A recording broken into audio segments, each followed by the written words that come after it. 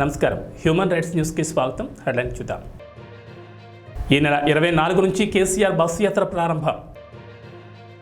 జగన్పై దాడి కేసులో దుర్గారావును వదిలిన పోలీసులు. ఏపీలో 20వ రోజుకు చేరుకున్న సీఎం జగన్ బస్సు యాత్ర. రాష్ట్రంలో కాంగ్రెస్ పార్టీతోనే రాజన్న పాలన సాధ్యమని పెందుర్తి కాంగ్రెస్ ఎమ్మెల్యే అభ్యర్థిగా పిరెడ్డి భగత్ అన్నారు. పెందుర్తి ఎమ్మెల్యే అభ్యర్థిగా నామినేషన్ దాఖలు చేశారు. గోపాలపట్నం తన నివాసం నుండి భారీ ర్యాలీగా బయలుదేరి పెందుర్తి ఎంఆర్ఓ ఆఫీసుకు చేరుకుని నామినేషన్ పత్రాలను రిటర్నింగ్ అధికారి శేషశైలజకు అందజేశారు. నామినేషన్ ముందుగా సమావేశం ఏర్పాటు చేశారు. ఈ సందర్భంగా మాట్లాడుతూ రాష్ట్రంలో రాజన్న పాలన రావాలంటే కాంగ్రెస్ పార్టీకి ఓట్లు వేయాలని ప్రజలను కోరారు. ఏపీ కాంగ్రెస్ పార్టీ అధ్యక్షురాలు వైఎస్ షర్మిల రాకతో రాష్ట్రంలో కాంగ్రెస్ పార్టీ శ్రేణులు కొత్త ఉత్సాహం వచ్చిందని అన్నారు. ఎన్నికల్లో కాంగ్రెస్ పార్టీ అభ్యర్థులు గెలిచి అసెంబ్లీలో అడుగుపెడతారని ఆయన అన్నారు. పెందుర్తి బరిలో ఉన్న ఎన్డీఏ కూటమి అధికార వైఎస్ఆర్ పార్టీ అభ్యర్థులు అవినీతి ఆరోపణలతో కూరుకుపోయారని విమర్శించారు. ఆంధ్రప్రదేశ్ అభివృద్ధి కాంగ్రెస్తోనే సాధ్యమని ప్రజలు ఆలోచించి తనకు పెందుర్తి ఎమ్మెల్యేగా అవకాశం ఇవ్వాలని ఓటర్లను కోరారు. ఆ సమస్యలు తీర్చేది కాంగ్రెస్ పార్టీ అని మీకు తెలియజేసుకుంటూ, పెందుర్తి నియోజకవర్గాన్ని చూస్తే, ఈ కూటమి చూస్తే ఇద్దరు రమేష్లు. ఒక రమేష్ ఏమో మాజీ ఇక్కడ ఎమ్మెల్యే చేశారు టీఆర్పీ టైంలో. ఆయన ఎమ్మెల్యే పదవి అయిపోయిన తర్వాత ఆ రోజు ఈవేళ వరకు పెందుర్తిలోకి రాలేదు. మళ్ళీ ఇప్పుడు ఓటు అడగనందుకు వస్తున్నారు. మీరందరూ గమనించాలి.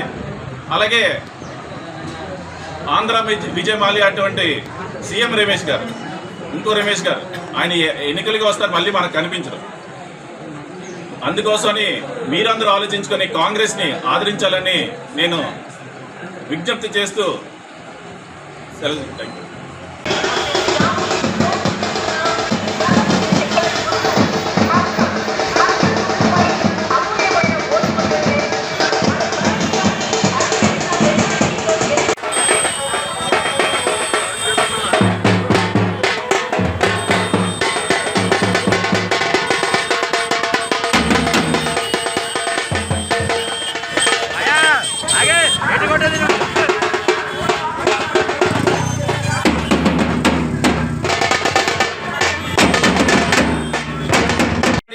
ఆ సమస్యలు తీర్చేది కాంగ్రెస్ పార్టీ అని మీకు తెలియజేసుకుంటూ, పెందుర్తి నియోజకవర్గాన్ని చూస్తే, ఈ కూటమి చూస్తే ఇద్దరు రమేష్లు. ఒక రమేష్ ఏమో మాజీ ఇక్కడ ఎమ్మెల్యే చేశారు టీఆర్పీ టైంలో.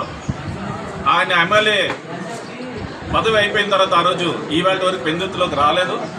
మళ్ళీ ఇప్పుడు ఓటు అడగనందుకు వస్తున్నారు. మీరందరూ గమనించాలి.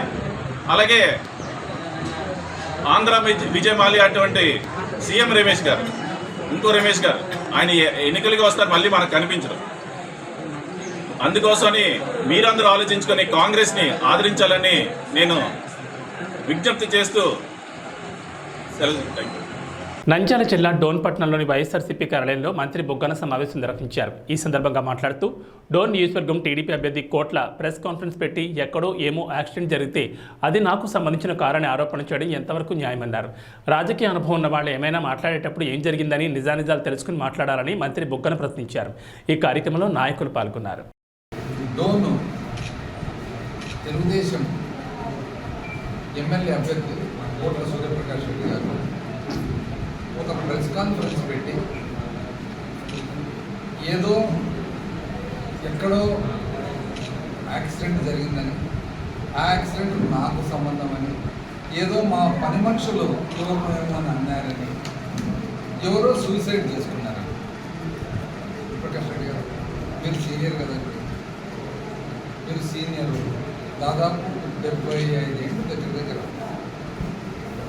మీరు ఏదన్నా కానీ ఒక రిపోర్ట్ మీ ముందుకు వచ్చినప్పుడు మీరు దాన్ని జాగ్రత్తగా స్టడీ చేసి నిజాలు ఏమని చెప్పి కనుక్కొని మాట్లాడాలి. కానీ ఏది కనుక్కోకుండా ఎక్కడో ఏమో పేపర్లో ఎవరో ఏదో రాసినారని చెప్పి పేపర్ క్లిప్పింగ్ చూసుకొని ప్రెస్ కాన్ఫరెన్స్ అడ్రస్ ఇస్తే, నిజం చెప్పాలంటే అనుభవం ఉన్న రాజకీయ నాయకులు, అంటే ఎస్పెషల్లీ మంత్రి పదవులు అట్లా చేసిన వాళ్ళు ఎప్పుడు కూడా ప్రెస్ కాన్ఫరెన్స్ పెట్టే ముందర 1-2 సార్లు ఫ్యాక్ట్స్ కనుక్కుంటారు. ఎందుకంటే ఫ్యాక్ట్స్ కనుక్కోకుండా ఊరికనే మాట్లాడితే అది నానా పులివచ్చ కథ టైప్ అయిపోతుంది. మనం ఒక బాధ్యత గల పోస్టులో ఉన్నప్పుడు ఎప్పుడైనా కానీ మనం ఏం మాట్లాడినా కూడా దాని వెనకాల నిజాలేమి అనేది ఖచ్చితంగా మనకు ఎవరో ఊరికే చెప్పి మనం ఏదో చెప్పిన మాటలు విని మనం మాట్లాడేది చాలా పొరపాటు. ఒకసారి పబ్లిక్ మనం మాట్లాడే దాని మీద నమ్మకం కోల్పోతే మళ్ళా రాదు. ఎమ్మిగనూరు కేంద్రంలోని టీడీపీ కార్యాలయంలో టీడీపీ పట్టణ కార్యదర్శి దామా నరసింహులు సమావేశం ఏర్పాటు చేశారు. ఈ సందర్భంగా మాట్లాడుతూ ఎమ్మిగనూరు మాజీ municipal chairman Butta Rangaiah YSR party కార్యాలయంలో ప్రెస్ మీట్ నిర్వహించడం జరిగింది. ఆ ప్రెస్ మీట్లో కర్నూలు ఎంపీ సంజీవ్ కుమార్పై అసభ్య పదజాలంతో మాట్లాడడం చాలా విడ్డూరంగా ఉందన్నారు. తిక్క మాటలు మాట్లాడితే సహించేది లేదని హెచ్చరించారు. 4 కోస్తానని మాట్లాడారు. బుట్టా రంగయ్య నీవెంత పోటీ మాగాడవో మాకు తెలుసు, నువ్వెంత నీ బతికెంతని అన్నారు. మాజీ మున్సిపల్ చైర్మన్ బుట్టా రంగయ్య వాళ్ళ పార్టీ ఆఫీసులో ఒక ప్రెస్ మీట్ నిర్వహించడం జరిగింది. ఆ ప్రెస్ మీట్లో కర్నూలు గౌరవ ఎంపీ సంజయ్ కుమార్ గారి గురించి అసభ్య పదజాలంతో మాట్లాడడం జరిగింది. రాజకీయ క్షేత్రంలో ఉన్నప్పుడు విమర్శలు అంటే సర్వసహజము. అయితే ఆరోగ్యకర వాతావరణంలో విమర్శలు అనేవి ఉండాలా. వాళ్ళ నాయకుడు జగన్మోహన్ రెడ్డి గారు మాటలోనే ఇతరు కూడా మాట్లాడుతున్నాడు. సంజీవ్ కుమార్ గారిని చిల్లర మల్లర మాటలు తిక్క మాటలు మాట్లాడితే నేలకు తెగ కోస్తానని చెప్పి ఆయన మాట్లాడడం జరిగింది. బుట్టా రంగయ్య, నువ్వు ఎంత పూట మోగాడు మాకు తెలియదా? నేలకేసేంత కోసేంత మునగాడివా నువ్వు? ఒకసారి నీ చరిత్ర గురించి 800 ప్రజలకు తెలుసు. మళ్ళొకసారి నేను గుర్తు చేస్తా. కొన్ని కళ్యాణమంటపం అధ్యక్షుడిగా ఉండి కొన్ని కళ్యాణమంటపాన్ని వ్యభిచార అడ్డాగా, తాగుబోతుల అడ్డాగా మార్చి 14 సంవత్సరాల మైనర్ బాలకి మీద నువ్వు లైంగిక దాడి చేస్తే ఆ రోజు ఉన్నటువంటి పోలీస్ అధికారి నీ మీద ఫోక్ చట్టం కింద కేసు నమోదు చేయడానికి రంగం సిద్ధం చేసినప్పుడు ఎమ్మెల్యే కేశవరెడ్డి గారు అడ్డుపడి మా పరువు పోతుందని చెప్పి ఆ కేసు నుండి కాపాడడం జరిగింది. ఆ రోజు టీవీ ఇతర కొన్ని ఛానల్లో స్క్రోలింగ్ వచ్చింది. 1-2 పేపర్లో కూడా న్యూస్ రావడం జరిగింది. నెలకు ₹1,00,000 జీతం తీసుకొని మురళికి ఏమైనా సాయం చేశారా మీరు మీ పార్టీ తరఫున? మరి సంజీవ్ కుమార్ ఏం చేసామని అడుగుతున్నావు. మేము చేస్తాం, మరి నువ్వేం చేసావు? నీ భార్య ఏం చేసింది? నీ ఎమ్మెల్యే ఏం చేశావు? కాబట్టి మేము దయచేసి ఒకటే చెప్తున్నాం, ఏదైనా కానీ విమర్శగా ఉండాలి. కానీ నాలుకలు తల్లు నష్టమంటే ఇక్కడ ఎవరు చూస్తూ ఉండేవాళ్ళు లేరు. అదేవిధంగా ఇంకొక విషయం, బుట్టా రంగయ్య గారు ప్రెస్ మీట్ లో కూర్చొని ఆయన పట్టణ అధ్యక్షుడిని పరిచయం చేసుకున్నాడు. చేసుకుని 33వ వార్డు కౌన్సిలర్ సోదరాన్ని పేరేమని అడుగుతున్నాడు. ఆయనేమో అధ్యక్షుడే, నీ కౌన్సిలర్ పేరే నీకు తెలియదు, నువ్వు నాయకుడువా?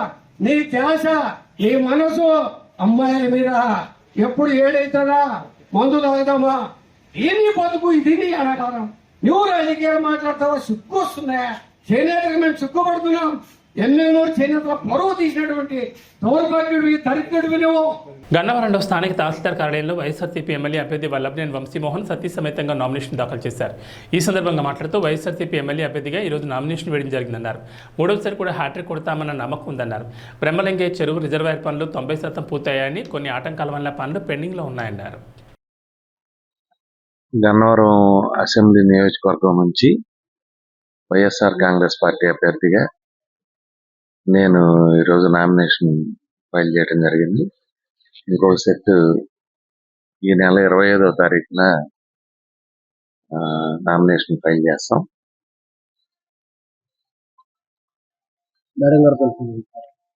అంటే డమ్మీ అభ్యర్థిగా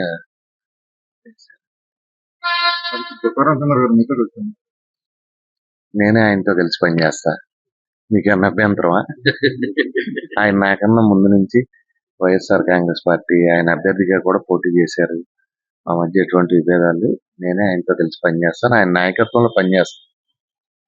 భరత్ కూడా ఉన్నారు కదా ఇక్కడే. ఎన్నికల్లో పోటీ చేసే వాళ్ళు ఎవరైనా నమ్మకం లేకపోతే పోటీ చేయరు కదా. ప్రతి నియోజకవర్గం నుంచి 10 మంది, 20 మంది, 50 మంది పోటీ చేస్తారు.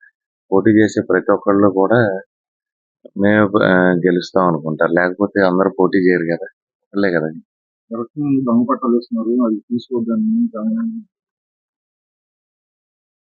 ఎక్కడ జరగలేదు. ఇదంతా కూడా పచ్చ మీడియాను వీళ్ళ గొడవ ఎట్లా ఉంటుందంటే, బ్రహ్మలింగం చెరువుకి రిజర్వాయర్ కింద శాంక్షన్ చేయించి, నేను డబ్బులు శాంక్షన్ చేయించి 90% పని అయిపోయింది. వీరపనేనిగూడెం స్థానికులు ఎవరో దాని మీద కోర్టుకు వెళ్ళడం మూలాన కొంతకాలం ఆగింది. అంతే తప్పితే రిజర్వాయర్ పనులు కానీ 90% అయిపోయింది. ఇప్పుడు కొత్తగా వచ్చిన వాళ్ళు ఏం చెబుతారు, ఆ చెరువు తెలియదు, రిజర్వాయర్ తెలియదు, దానికి ఎవరు డబ్బులు శాంక్షన్ చేయించారో తెలియదు, మేం చేపిస్తామని చెబుతారు కొత్తగా. అంటే ఇదివరకట్లో కొంతమంది ఉండేవాళ్ళు, రేపు ఎల్లుండో ప్రభుత్వం ఒక పని చేస్తుందంటే ముందు రోజు ధర్నాకు కూర్చునేవాళ్ళు కొంతమంది, కొన్ని పార్టీల వాళ్ళు. అట్లా ఈ మధ్య కొంతమంది ఏంటంటే అయిపోయే పని మేం చేస్తామని చెబుతారు. మేం చేసిన పనిని ఫైనల్ స్టేజ్లో ఉండగా మేం చేస్తామని చెబుతారు. ఇదివరకట్లో లాగే ఇళ్ల పట్టాలు ఎంఆర్ఓ గారులు కానీ లేకపోతే స్థానికంగానే ఇచ్చేవి కాదు. అవన్నీ కూడా సెంట్రల్ సర్వర్లో స్టేట్ గవర్నమెంట్ జగన్మోహన్ రెడ్డి గారు ఫోటో పెట్టి రాష్ట్ర ప్రభుత్వం అధికారికంగా ఇస్తా ఉంది. ఇదివరకులాగా ఇచ్చినటువంటి ఫిజికల్ పొజిషన్ సర్టిఫికెట్లు కానీ పట్టాలు కానీ కాదు. అవన్నీ కూడా సెంట్రల్ సర్వర్లో ఉండి వాటికి ఆధార్ నంబరు, కేఆర్ఐ నంబరు, అట్లాగే లేఅవుట్ నంబరు అన్నీ కూడా ఎంటర్ చేసి వచ్చేవి. కాబట్టి అట్లా జరగటానికి అసలు ప్రసక్తి లేదు. గన్నవరం బాపులపాడు మండలాల్లో 12,600 ఇళ్ల పట్టాలు అంటే అర్హులైన వాళ్ళందరికీ కూడా రెడీగా ఉన్నాయి. ఎలక్షన్ కోడ్ రావటం మూలాన వాళ్ళు ఇవ్వలేకపోయారు. అధికారుల దగ్గర ఉన్నాయి, ఎన్నికల తర్వాత వాళ్ళు ఇస్తారు. సిద్దిపేట జిల్లా గజ్వేల్ మున్సిపల్ పరిధిలోని ఫంక్షన్ హాల్ ఏర్పాటు చేసిన బీఆర్ఎస్ పార్టీ ముఖ్య కార్యకర్తల సమావేశంలో మాజీ మంత్రి హరీష్ రావు, మెదక్ పార్లమెంట్ అభ్యర్థి వెంకట్రామరెడ్డి, ఎమ్మెల్సీ యాదవ్ రెడ్డి, మాజీ ఎఫ్టీసీ చైర్మన్ వంటేటి ప్రతాప్ రెడ్డి, మాజీ మార్కెట్ కమిటీ చైర్మన్ మాదా శ్రీనివాస్ పాల్గొన్నారు. ఈ సందర్భంగా మాజీ మంత్రి హరీష్ రావు మాట్లాడుతూ రాష్ట్ర ముఖ్యమంత్రి మెదక్లో మరోసారి మూర్ఖత్వాన్ని చాటుకున్నారన్నారు. ఎన్నికల్లో ఇచ్చిన హామీలను నిలదీస్తే ప్రశ్నలకు సమాధానం చెప్పలేక అసహనంతో మాట్లాడుతున్నారని అన్నారు. ఇప్పుడేమో గజ్వేల్ అభివృద్ధి ఇందిరాగాంధీ హయాంలో అయిందని అంటున్నారు. గజ్వేల్కు సిద్దిపేటకు రైలు తెచ్చింది కేసీఆర్, 3 యూనివర్సిటీలు తెచ్చింది కేసీఆర్, ఉద్దేశపూర్వకంగానే మాపై నిందలు వేస్తున్నారని అన్నారు. ఆ పాత రాతి యుగం మాటలు బంద్ చేసి కళ్ళు పెద్దవి చేసుకొని చూడు రేవంత్ రెడ్డి, మెదక్లో ఏం అభివృద్ధి జరిగిందో నీకు కనబడుతుంది. కాంగ్రెస్ ప్రభుత్వాలు మెదక్ను జిల్లా కేంద్రం చేయాలని కోరితే మీరు పట్టించుకోలేదు. కానీ కేసీఆర్ మెదక్ను జిల్లా చేసిండు, అద్భుతమైన కలెక్టరేట్ భవనం కట్టిండు, అద్భుతమైన ఎస్పీ బిల్డింగ్ కట్టిండు, జిల్లా కార్యాలయాలు కట్టిండు. నువ్వు వచ్చి ఇప్పుడు ఉన్న జిల్లా తీసేస్తా అంటున్నావు. జిల్లాలు ఎక్కువైనాయి, జిల్లాలు తీసేస్తా అంటున్నావు. అంటే మెదక్ జిల్లాను తీసేయడం కోసం నీకు మెదక్ ప్రజలు ఈ పార్లమెంట్ ఎన్నికల్లో నీకు ఓటేయాలా? గత ప్రభుత్వాలు సింగూరు జలాలు హైదరాబాద్కి అప్పచెప్పి మెదక్ జిల్లా ప్రజలు నోరు కొట్టింది. కానీ కేసీఆర్ గోదావరి జలాలను, కృష్ణా జలాలను హైదరాబాద్కి ఇచ్చి సింగూరు జలాలను మెదక్ నిజామాబాద్ జిల్లా కాకపోతే నీ ఐఏసీ చేసిండా? ఎవరు చేసిండ్రు? సింగూరు జలాలు మెదక్ జిల్లాకే దక్కాలనే దశాబ్దాల కలను నిజం చేసింది ఎవరు? కేసీఆర్ కాకపోతే. నీకు రాహుల్ గాంధీ భాయ్ అయిపోయిండు, మోడీ గారు బడే భాయ్ అయిపోయిండు. రాహుల్ గాంధీ ఏమో అదాని మంచోడు కాదంటాడు, నువ్వేమో అదాని ముద్దొస్తుందంటావు.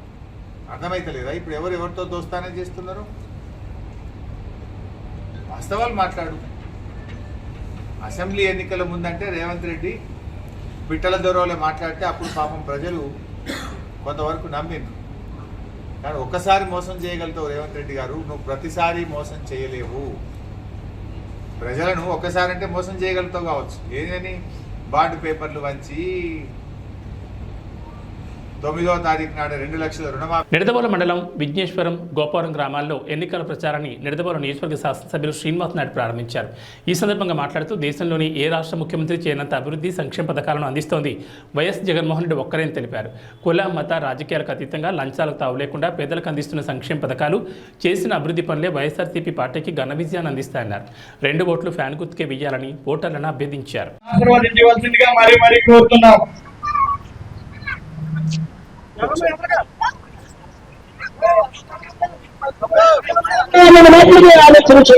ఏ బాబు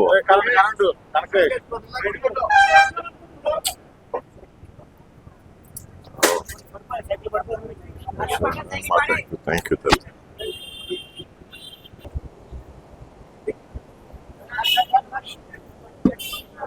జగన్ గారు పెట్టే పథకాల ద్వారా, జగన్ గారు చేసే పనుల ద్వారా, జగన్ గారు చేసే గ్రామ అభివృద్ధి ద్వారా మనకి ఏ విధంగా ఉపయోగపడుతుందన్నది ఒక్క నిమిషం ఆలోచిస్తే మనమే కరెక్ట్ డెసిషన్ తీసుకుంటాం అమ్మా, సరైన నిర్ణయం తీసుకుంటాం. జగన్ గారు కూడా అదే చెప్తా ఉన్నారు, మీ ఇంట్లో మంచి జరుగుంటే నాకు మద్దతు ఇవ్వండి అని చెప్తా ఉన్నారు. అదే నిదానంతో మేము కూడా ఇక్కడ మీ ముందుకు వచ్చాం. ఈ రోజు ఏదో జనసేన టికెట్ ఇచ్చారని మళ్ళీ గతంలాగా మనం తప్పు చేయకూడదు. అభివృద్ధి కోసం నిరంతర కృషి బడుగు బలహీన వర్గాలు చెప్పాలమ్మా, నిలుస్తూ మన గతంలో గడప గడపకి వచ్చాను, అందరినీ కూడా కలిసారు. మన జిఎస్ రావు గారి తనయుడు వైఎస్. Thank you. ఇదే విధంగా రాబోయే 5 సంవత్సరాల్లో ఇంకా కూడా అనేక పనులు చేసుకునే అవకాశం మనకు వస్తుందమ్మా. జగన్ గారు సీఎం గా ఉండి నేను ఇక్కడ ఎమ్మెల్యేగా ఉంటే మరి ఈ అవకాశం మనం పోగొట్టుకోకూడదమ్మా. బాగున్నారమ్మా, నమస్తే. 2 ఓట్లు ఇస్తారమ్మా, ఒకటి ఎంపీది అమ్మా, పోనీ డాక్టర్ గూడు శ్రీనివాస్ గారు ఎంపీగా పోటీ పెడుతున్నారు. 2ది ఎమ్మెల్యేదమ్మా, నేను శ్రీనివాస్ నాయుడు గారు. 2 కూడా ఫ్యాన్ గుర్తు కొట్టేసి మరి జగన్ గారిని ముఖ్యమంత్రి చేసుకుందాం, దాన్ని ఎమ్మెల్యేగా చేయమని కోరుతా ఉన్నాం. నమస్తే, బాగున్నారమ్మా. బాగున్నారా తల్లి?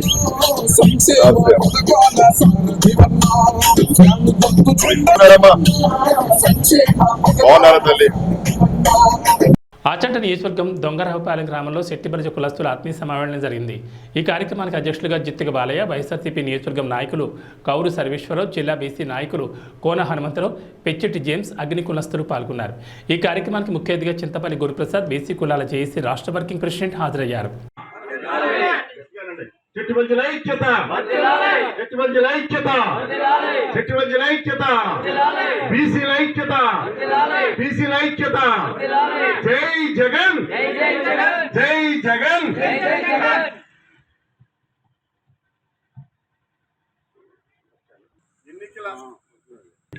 ఎన్నికల జాతర దగ్గరికి వచ్చింది. మరి ఈ జాతర మనం అందరం చూస్తూనే ఉన్నాం. గతంలో చెట్టుబల్జీ కులస్తులకి, గౌడాస్ కానీ తోటి బీసీలకు కానీ పదవులు ఇచ్చిన వాళ్ళు లేరు. ఆర్థికంగా, రాజకీయంగా, సామాజికంగా ఈ జాతులకి మేలు చేసిన నాయకుడు ఎవరు లేరు.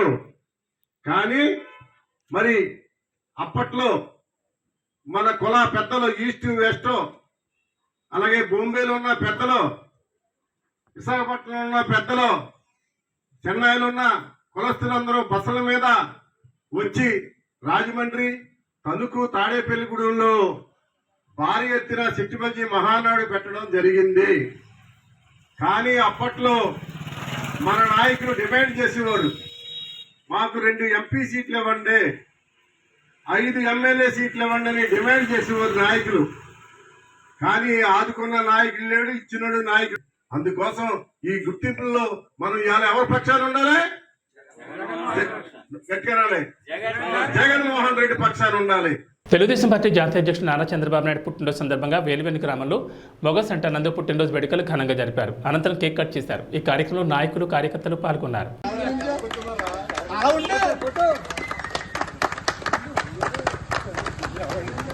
జై తెలుగుదేశం, జై తెలుగుదేశం, నాయకత్వం, జై తెలుగుదేశం, జై తెలుగుదేశం, జై తెలుగుదేశం, జై తెలుగుదేశం. యాషరాగర్ నాయకత్వం, యాషరాగర్ నాయకత్వం, యాషరాగర్ నాయకత్వం, చంద్రబాబు గారి నాయకత్వం, లోకేష్ బాబు గారి నాయకత్వం.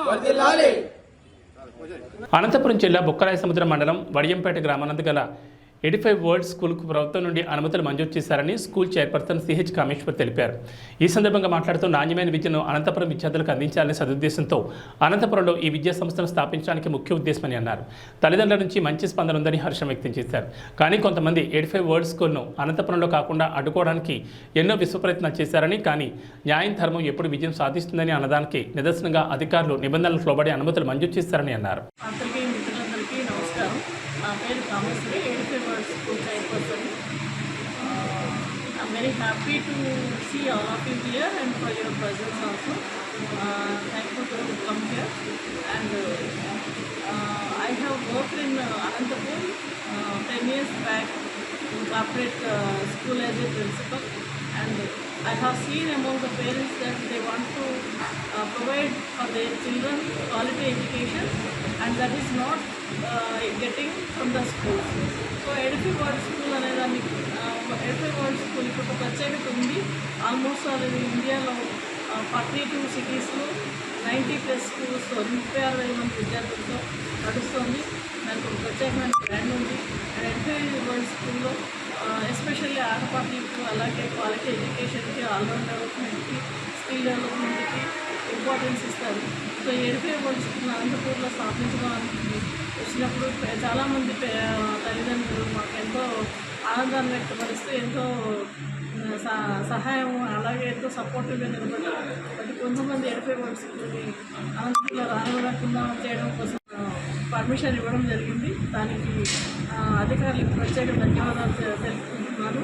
అదేవిధంగా మేము ఎడ్యుకేషన్ వరల్డ్ స్కూల్ నుంచి క్వాలిటీ ఎడ్యుకేషన్ ప్రొవైడ్ చేస్తామని చెప్పేసి, అలాగే ఎంతోమంది తల్లిదండ్రులు ఎడ్యుకేషన్ వరల్డ్ స్కూల్లో వాళ్ళ పిల్లల్ని చేర్చడానికి ఆసక్తి పరుస్తూ వచ్చినందుకు వాళ్ళందరికీ కూడా ధన్యవాదాలు తెలియజేస్తూ, మాకు కష్టకాలంలో మేము ఇబ్బందులు పడినప్పుడు మాకు సపోర్ట్ చేసిన మిత్రులకి, శ్రేయోభిలాషులకి, పాత్రికేయులకి, అలాగే మా స్టాఫ్ మెంబర్కి అందరికీ ధన్యవాదాలు తెలియజేస్తాను.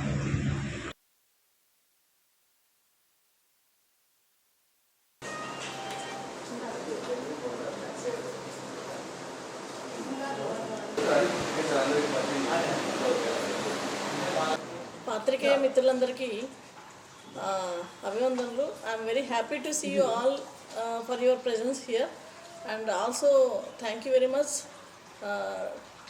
For your coming and your presence and your support and all.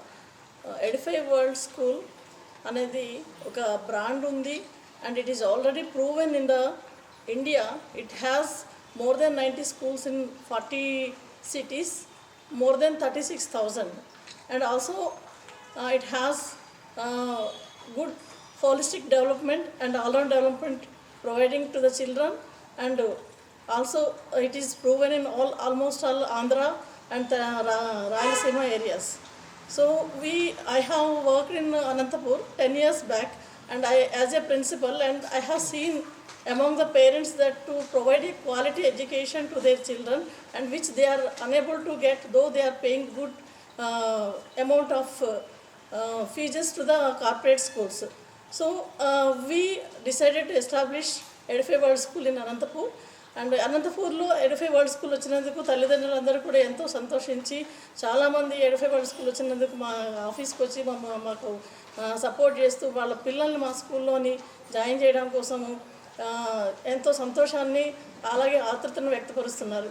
But చాలామంది ఎడిఫై వరల్డ్ స్కూల్ని రానివ్వకుండా చేయడం కోసం ఎన్నో ప్రయత్నాలు చేశారు. ఎన్ని విశ్వ ప్రయత్నాలు చేసినా ఎప్పటికీ ధర్మం న్యాయం గెలుస్తుందని చెప్పేసి ఈరోజు మేము నిబంధనలకు లోబడి అన్ని డాక్యుమెంట్స్ కూడా గవర్నమెంట్కి ప్రొవైడ్ చేయడం వలన అధికారులు మాకు అనుమతి మంజూరు చేశారు.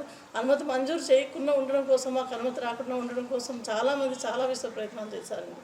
సో దానికి ఈరోజు it is proven that, so we are very fair in the society and we want to provide a quality education to the students. So ఈరోజు ఎవరైనా అంటే మాతో పాటు చాలామంది పత్రికే మిత్రులు ఉన్నారు, అదేవిధంగా తల్లిదండ్రులు ఉన్నారు, శ్రేయోభిలాషులు ఉన్నారు, అలాగే మా స్టాఫ్ ఉన్నారు. వీళ్ళందరూ కూడా మాకు ఎన్ని ఇబ్బందులు వచ్చినా కూడా 2 months నుంచి, సో ఆల్మోస్ట్ అందరూ అనంతపురం జిల్లాలో, అనంతపురం నగరంలో అందరికీ తెలుసు ఎడిఫై వరల్డ్ స్కూల్ని ఎన్ని ఇబ్బందులకి ఎవరెవరు గురి చేస్తున్నారు అన్నది. ఎన్ని ఇబ్బందులు పడినా కూడా చాలామంది తల్లిదండ్రులు, మిత్రులు, శ్రేయోభిలాషులు, పాత్రికేయులు, అలాగే మా స్టాఫ్ అందరూ కూడా మాకు ఎంతో ధైర్యాన్ని ఇస్తూ మాకు సహకరించినందుకు, మాకు సహాయం చేసినందుకు ధన్యవాదాలు తెలియజేస్తున్నాను. అలాగే అధికారులు కూడా అన్ని నిబంధనలకు లోబడి ఉన్న ఎడిఫై వరల్డ్ స్కూల్కి అనుమతి ఇచ్చినందుకు కూడా వాళ్ళకి ప్రత్యేక ధన్యవాదాలు తెలియజేసుకుంటున్నాను. Thank you very much. యాక్చువల్గా sir January 28th I have paid for challan to the government. So నేను 30th నేను అప్లోడ్ చేశానండి. 30th నేను అప్లోడ్ చేసినప్పటికి కూడా ఈరోజు వరకు పర్మిషన్ ఎందుకు రాలేదన్నది అది నేను అదే చెప్తున్నాను. అడ్డుకోవడానికి ఎన్నో విశ్వ ప్రయత్నాలు జరిగాయి అన్నది. ప్రాసెస్ అన్నాక మనకి చాలా మాకు డిఓ ఆఫీస్ వాళ్ళు చెప్పిందంటే మీరు ఎటువంటి ప్రాసెస్ చేయలేదు అనేది వాళ్ళు ఇచ్చిన ప్రెస్ నోట్ మేము మాట్లాడింది కాదు. వాళ్ళు ఏదైతే ప్రెస్ నోట్ ఇచ్చినారో దాన్ని మాత్రమే అడుగుతున్నాం మేము. సార్ అంటే we don't want to might be ఎక్కడో కొంచెం మిస్కమ్యూనికేషన్ అయ్యి ఉండొచ్చు. మేము ఎవరి మీద బ్లేమ్ చేయలేదు. వాట్ వి ఆర్ సేయింగ్ సహస్త ఆయన రాసి పంపించింది మాకు ప్రెస్ నోట్. ఓకే, వాళ్ళు ఎటువంటి ఇక్కడికి మాకు ప్రపోజల్ కానీ పర్మిషన్ కోసం అప్లై కానీ ఎటువంటి చేయకనే వాళ్ళు స్టార్ట్ చేసినారనేది వాళ్ళు చెప్పిన ప్రధానంగా. 31st January డెడ్ లైన్ అండి. ఆ టైంకే మనం పర్మిషన్ కోసం అప్లై చేయడం జరిగింది. అయితే ఇట్స్ ఏ ప్రాసెస్. డెఫినెట్లీ ఆ ప్రాసెస్కి కొంచెం టైం పట్టింది. ఓవర్ ది టైం మనకి అన్నీ ఉన్నాయి కాబట్టి త్రూ డిప్యూటీ డిఓ గారు, ఆర్జేడీ గారు అందరూ ఇన్స్పెక్షన్ చేశారు అండ్ అన్నీ ఉన్నాయని. ఏబీ బులెటిన్ విశేషాలు. నమస్కారం.